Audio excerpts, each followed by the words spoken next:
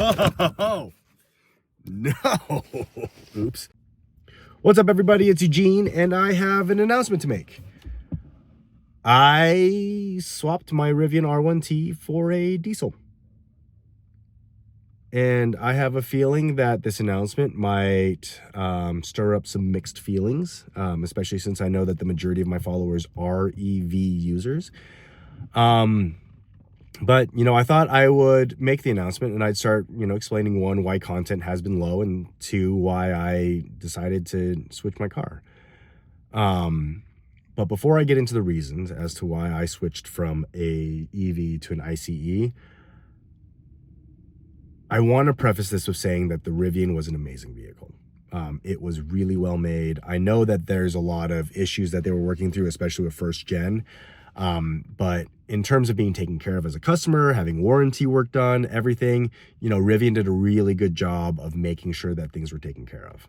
There was a time where the tailgate rubber portion was ripped off and they replaced it free of charge.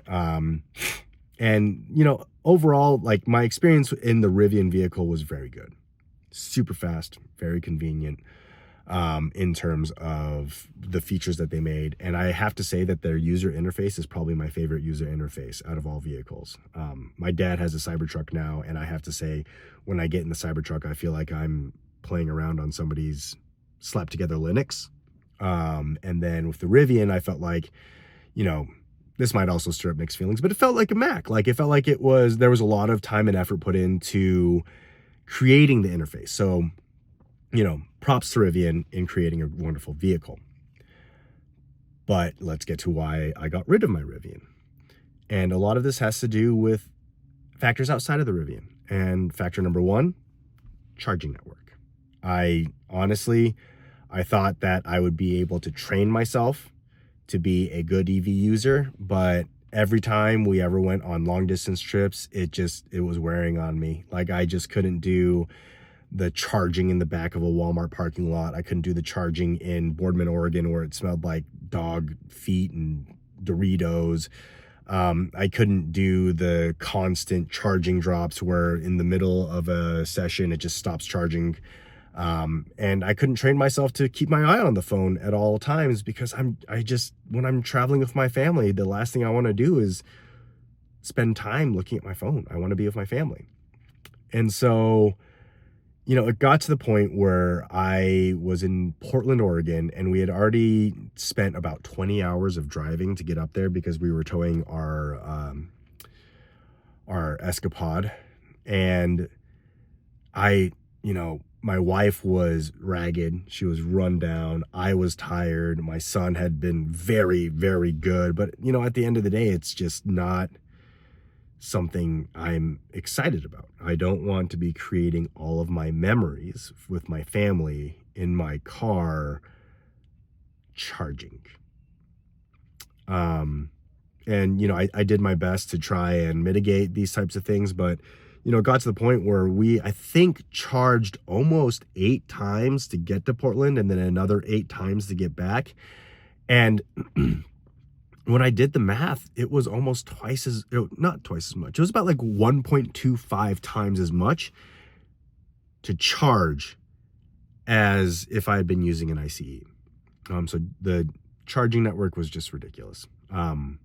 And that's the number one thing that broke the camel's back. I couldn't do it anymore. There were times where, like, there was one occasion where we went out to Joshua Tree, and we had to lose 3 hours because there was a railroad track.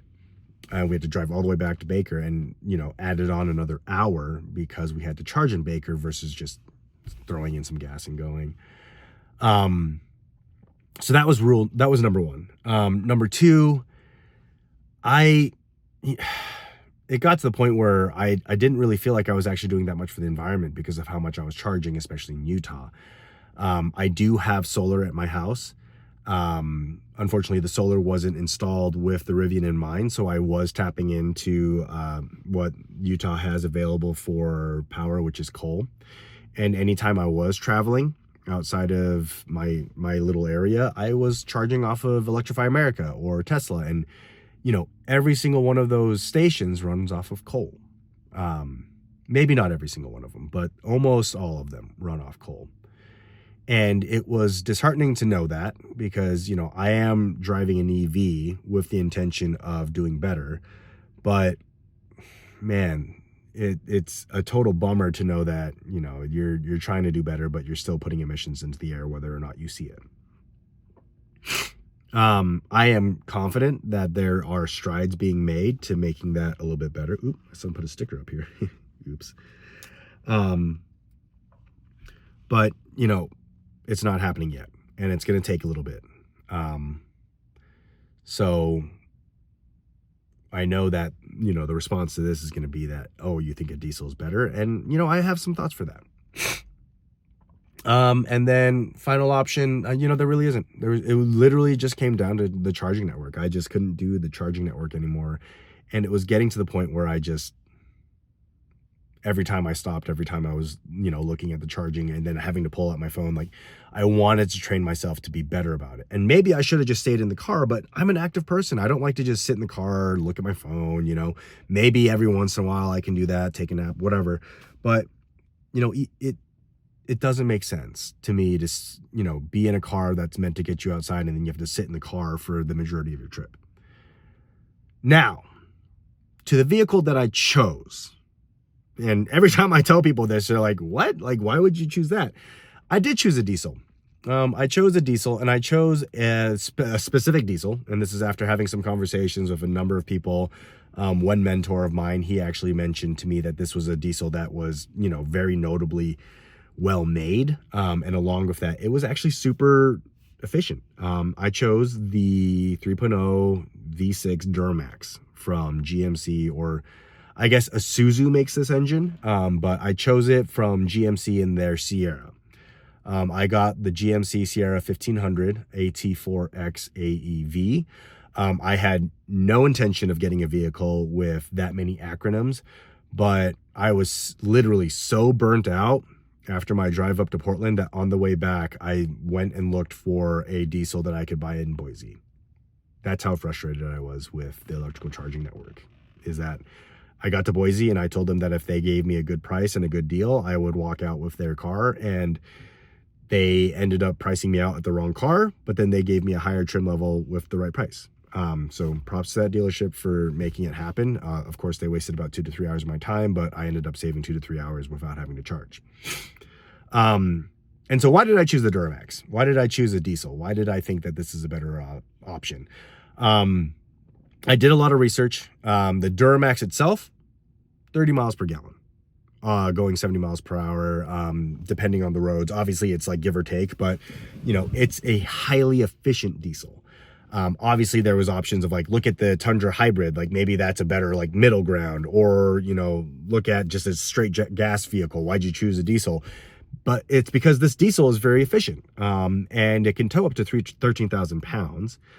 And when I looked at Tundras, when I looked at all the other vehicles out there for full-size trucks, like it just doesn't make sense. Like the hybrid Tundra on, you know, super tiny wheels, it's getting maybe 17 miles per gallon from what I saw. While as this vehicle, this guy right here, I'm getting on my route to work with stoplights and everything, and, you know, good temperature, somewhere around like the 50s or something like that, 50 to 80 degrees, I'm getting 30 miles per gallon. Now, with colder weather, I'm seeing, you know, something closer to like 25 to 27, depending, but it's still way better than what the Tundra is putting out.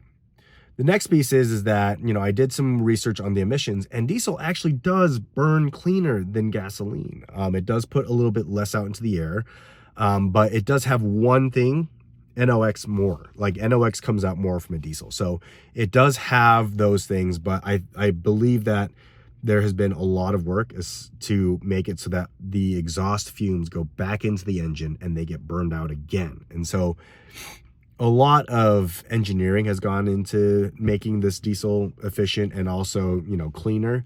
I'm not saying it's perfect. I'm not saying it's the best, but it has allowed for me to be able to plan for trips and have zero range anxiety about, am I going to be able to get back to my campsite? Am I going to be able to get back to civilization? Am I going to be able to get 2 places without too much concern. Also, for a good stretch after buying the diesel, diesel was actually 20 cents cheaper than gas. And when I get out of the bigger cities like Salt Lake and I get into rural areas like Vernal or something like that, diesel does tend to be cheaper than gas. And it's because my assumption is that a lot of semi-trucks are using it. But yeah, there's the vehicle. That's the vehicle that I chose. It's the off-road trim. So it's got some suspension and a few other things, but let's do a walkthrough. I'll show you the vehicle. And then you guys can get an idea of, you know, the trades that I've made, and then also the upgrades that I've gotten. First big difference is that there's a shell on here. I tried to be patient. I tried to wait for somebody to come out and make a shell, but nobody did. And so, you know, I really enjoy having a shell on the back of my car. I like to make sure that, you know, there's plenty of storage in here. Obviously, I shouldn't keep this stuff in here all the time, but it's nice to have the option to have covered storage in the back. Obviously, more storage back here than there would be with the Rivian. However, Rivian storage was a little bit better. Another piece is this guy right here pops open. And when the tailgate's all the way down, which it's not right now because that's going to be in the way, you have the opportunity to pop this guy out, and then you have a step. So it's kind of looks like that. And then in here, there is a stereo, Bluetooth, wire, whatever. Go ahead and close this guy, and then close this guy, and then close this guy, and then close that guy, and then close that guy. Other parts of this vehicle is that there is a full steel rear bumper, along with a full steel front bumper, which I'll show you in a little bit. And then it comes with DSSV suspension. I think I can get a good look at it. Something like right here, yeah. So there's the DSSV suspension in the front. Rock sliders come stock on this one as well. DSSV suspension here as well. And then there is the front bumper, the full steel front bumper. It does not have an application, so it unlocks automatically like the Rivian, so I have to press this button to get it to open with a key nearby. And then let's get in here. So, steering wheel has all the controls on it. You have the cruise control here, you have voice control and a few other options here. This controls music. This is like forward, backward on music. And this controls the volume. And then go ahead and shut this guy, give it a start here. You're gonna have to excuse all the dust, because I guess I just don't realize how dusty things. And so the car is started. Every time I start the car, it interrupts my phone audio recording. So started it and then restarted my video. Obviously push to start, didn't mention that part. Here is the gauges. And then up here you have a heads up display that you can kind of see blinking there. That is pretty convenient. I never look at my phone, or I never look down here anymore when I'm driving. I just keep it up there so I can see how fast I'm going. And then here is the infotainment system. So first one is trailer. Obviously, if it's connected, it does some trailer stuff. You can kind of adjust all of your things here. You can also set your own trailers as well, so you can have different trailers that you're planning on towing using this stuff. Next part is that when it is connected, you can actually turn on the blinker, and then when you turn on the blinker, the video of your side view mirror comes up here. And I find that extremely convenient, especially when I'm towing my camper. Down below is wireless AirPlay or Apple CarPlay. This has been great. Definitely use this pretty often. Google Maps. I think the Google Maps is okay. I'm not like super stoked on this. You actually have to press this button to get it to listen. I'm not a huge fan of that. Kind of takes a lot of time to do it, but go ahead and close that. Then you have more audio options here, and then you have kind of a suite of things that you can choose from. So audio, you have your Google Assistant, you have maps, you have your cameras, which you can kind of choose all the different options here. Camera there, camera there, camera there, camera there. And then you have trailer and climate settings, Wi-Fi hotspot, which was actually kind of nice to have. You can use Amazon Alexa, which I never do. My GMC connects it to the application, podcasts, news, Spotify, and then you can get more apps through here. Pretty standard climate control system, in my opinion. You have, heated, cooled seats. Maybe not standard, but it was standard compared to the Rivian. And then you have some options here with the lane assist, parking alert, alarms, the truck bed, anti-slip, some descent control, rear locking differential, and dual locking differential. I have actually used the locking differentials. I did get myself stuck in something, and it was awesome to be able to get myself out using that. Obviously, you have some more drive control modes here. If I go through here, my different modes are all kind of available. Train mode. Then you've got sport mode, you have normal mode, and then you have off-road mode. And then, 4 high, 4 low, 2 high, auto. And then you've got this guy right here for light controls, your windows locks. One awesome thing is if I go down here and I press this directional pad right here, opens up a massage chair, which I don't actually use that often, but it's there and it's available. So that is something that is great to use, especially on super long journeys. Space is great in here. It's obviously a full-size truck. Rivian was a little bit more of like a mid-size to full-size truck, closer to mid-size. There are lots of charging locations here. Got charging there. Pop this guy open.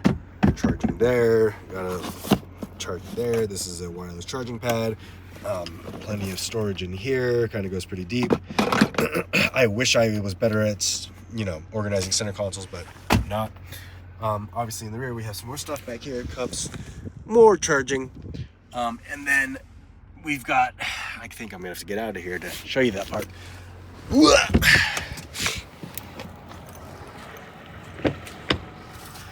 Storage here.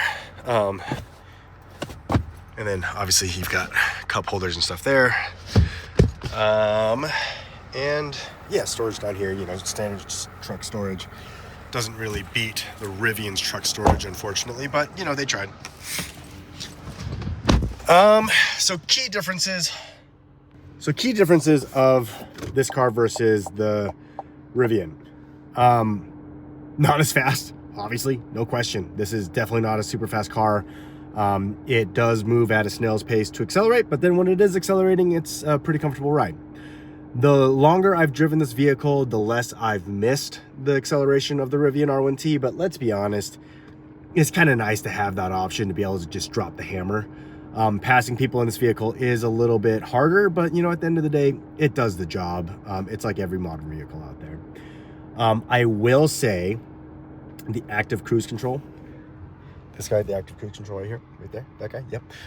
Way more comfortable for me than with the Rivian. I felt like the Rivian, I think because it has electric brakes, it would just like stop 5 feet away from somebody, and it was super nerve-wracking. While as with this, it stops at a bigger distance, makes me feel a lot more comfortable. The wireless Apple CarPlay is awesome. I think that's a huge step up in terms of connectivity to your phone.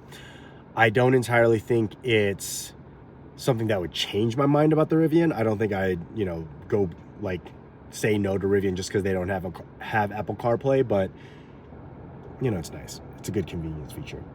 Some things that I have noted is that the GMC right now is currently on recall because it needs to be updated at the dealership, and that is kind of a pain. The fact that I have to go there for a 4-hour software update versus I could have just had a software update done overnight in my Rivian is really annoying, but supposedly with this recall, it'll make it so that over-the-air software updates are a lot easier to do. So maybe after this, it'll be better.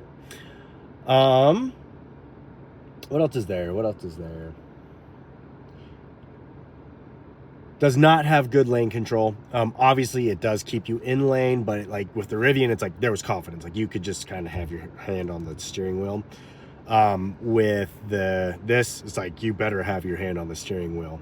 It'll definitely not keep you in there as well as you want. I will say I didn't feel like I needed it in the Rivian. I really like to drive. I really like to have my hand on the wheel, but I do think that, you know, if Rivian had a full self-driving capability on it, it'd be awesome. That's the one thing I'll give the Cybertruck that my dad drives, is that the self-driving capability on it is really fun to see in action. But at the end of the day, I like to drive. I like my hand on the wheel. I like being part of the road, feeling the road, which is probably an old thing to say, but what else is there? I think that covers it. You know, at the end of the day, the Rivian made a vehicle. It's a great vehicle. It has a lot of the options that are, you know, available for higher trim level vehicles out there. I would say there are some features in this vehicle that Rivian doesn't have, like the massage chair. Obviously, that's a big one. I do like the cruise control in this car a little bit more.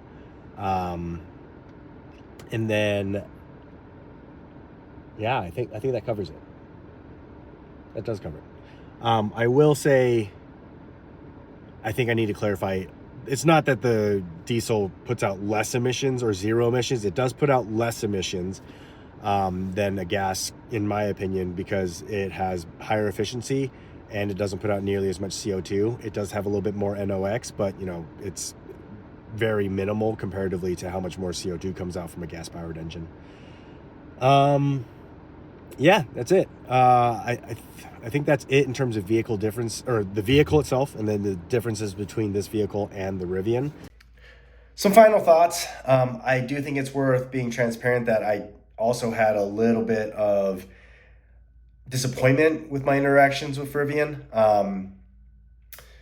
You know, as a content creator, it is difficult to give some of your content up to businesses, and then the businesses that you've shared it with don't give you the recognition or share who made the content. And, you know, as Rivian got older, that got a little less of a problem. But, you know, early on, there was content that I shared with Rivian, and compensation was promised, was not given.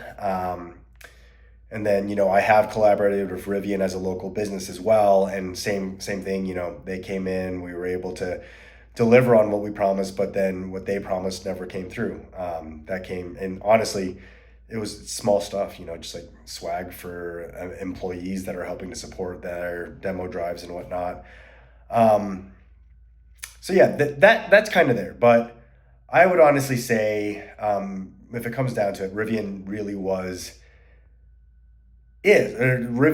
is a wonderful vehicle manufacturer. I had an amazing time with my Rivian R1T. And, you know, the shortcomings that I'm sharing are probably shortcomings that every large business or every car manufacturer has. Like, you know, I'm sure it happens everywhere. But that being said, you know, I'm sure you all have your opinion. I don't know if it's good, bad. You know, I think it's your right to share it, and, you know, my right to listen or not. And I encourage you to comment. I encourage you to let me know what you think. Let me know if I have any shortcomings on my decision making, and, you know, I hope that, you know, you'll stick around for additional journeys. You know, just because I don't have the Rivian doesn't mean I'm going to stop making content. I probably will continue to make content about my journeys around the United States. And then I also have a lot of international content that we're putting together as well. So your decision if you want to stay. If you do, I'm excited to share some of the journeys that we have with you. And if you don't, not a problem. I'm glad that you joined me for as long as you did. Yeah, I think that's it. Don't forget to like, comment, subscribe, do that whole social media thing, and I'll see you on the next one.